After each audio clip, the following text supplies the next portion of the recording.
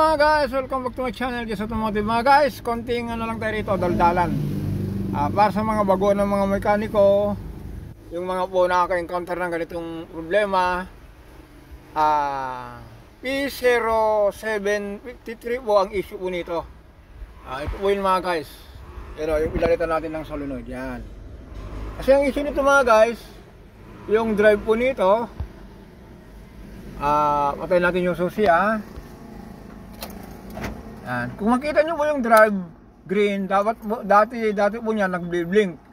Ayaw po tumigil. Tapos kung pag-start, kahit ilagay nyo sa reverse, lagay nyo sa park, naka-drive pa rin po yun. Umiilaw po yung yan, nag-blink po niyan yung green na yan, yung drive. Dahil okay na po mga guys, ulitin natin ito para sa mga baguhan po. Kung maka-encounter po kayo ng ganito po, Honda CR-V Gen 2, check nyo lang po yun. Kung sinalangan nyo po ng scanner po yan, yan ang lalabas.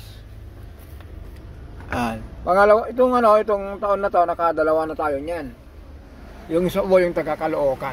Okay mga guys, ito boss, meron tayong pinalitan din na shock mounting ng ganitong unit at saka transmission support. Puntahan natin mga guys bago natin mag-usapan yung yung Mirage, kasi yan yung tinap overhaul natin na hindi tayo nagpalit ng kahit kundi lang, valve seal lang, kasi matakaw po sa sa langis. Kaya ito mga guys, na-address na natin to, pwede natin ipa-pick up. Yun ang naging issue. Ngayon mga guys, puntahan natin yung pinagpalitan natin ng support ng ganito rin sasakyan.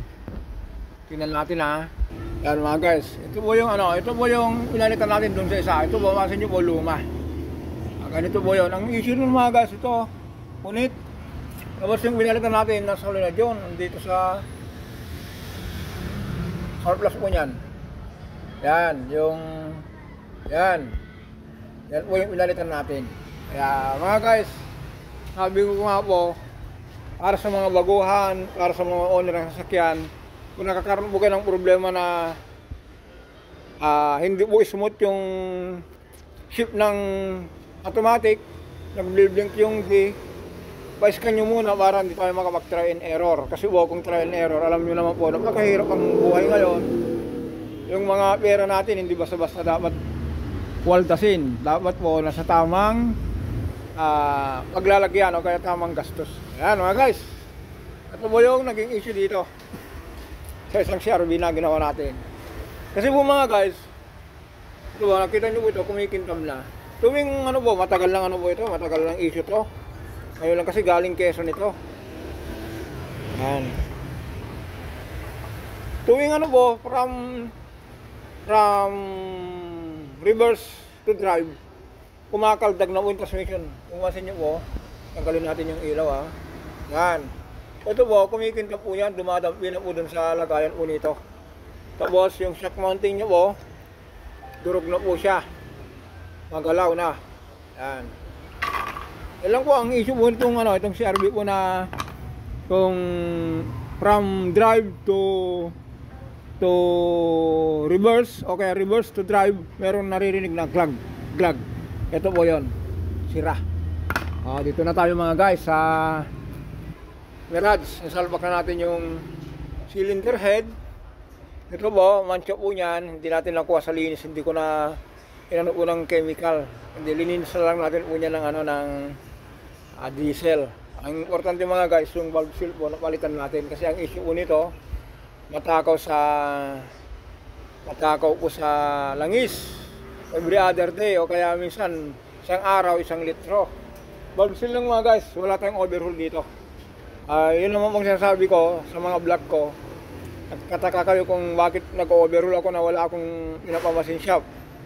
Hindi naman po kailangan yung machine shop po ito kung wala naman ingay. Kasi ang issue lang po nito mga guys, nagbabawas lang langis. Pero kung maingay po, pwedeng gap ng mga journal, Conrad bearing, hand bearing, piston pin,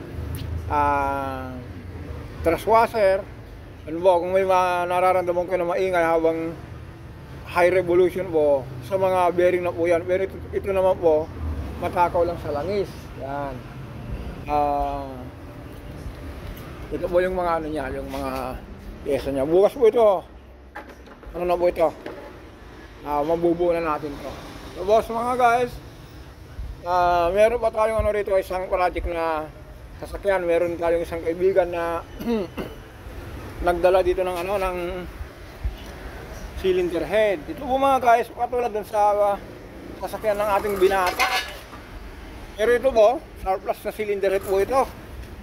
Sabi yung ano, yung may-ari po nito, kung pansinin nyo po, dalawa na yung cylinder head gasket. Ito po yung, nung tinap-overhaul natin yung sa atin, yung sa ating binata, ito po yung pinagpalitan natin. No reminder uli sa mga baguhan ng mga mekaniko.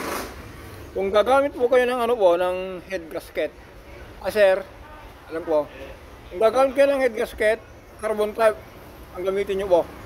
Huwag kayong gagamit ng ganito. Pwede naman kung yung customer natin kulang sa budget, pero sabihin na natin minsan na baka po mapa-overheat nyo po yung sakyan o kaya mag-stack up yung auxiliary fan, radiator fan, baka mag-overheat, ganito mangyari. Napuputol po niyan. Yan. Tapos, ito po, ito yung galing sa ating small body, yung trinay natin ng ano, nung nakaraan, nung pumunta tayo sa Tarlac. Yan. Tapos, ito po, ulitin natin, overhaul tayo rito, tinignan natin yung piston niya, nakabukas na yung ano yan, yung crankcase. Para ma-check natin yung piston, maganda pa naman, linis lang po niyan. Okay mga guys, ito po, top overhaul po niyan, papamasin shop natin to kasi sabi yung may-ari, Jess, pabibili ko lang yan, 7 months ko pa lang pinagamit, nag-overheat uli. Ano ba, sabi niya, ano bang magandang gasket? Sabi ko sa kanya, ito sir, kako. Bibili kang katulad nito, yung ilang galingan, yung katulad dun sa cylinder head ng ating binata. Ulitin natin mga guys. Ito po, para sa mga baguhan po ito. Ulitin natin, lahat ng ano ko po, ng mga vlog ko po. Total, marami na pong nag-vlog ng ganito. Ano na lang po tayo rito? Or tutorial na lang, tuturo. Kaya kung gusto nyo pong tumawag sa akin, tawag lang po kayo. Dito yung info ko, yung number ko. Yun lang po. Meron pa tayong customer na dumating, nagtatanong. Ito naman po, ang naging issue po nito, itong palit tayo ng ano, bukas brake shoe. Kanina po, ang pinalitan natin dito, air cleaner, brake pad, saka rotor disc. Ayan. Ito po yun. Tapos ito, meron lang itatanong sa atin. Okay mga guys, for next tomorrow po, try natin na ano. Ito po, tapos na po ito dahil sa transmission.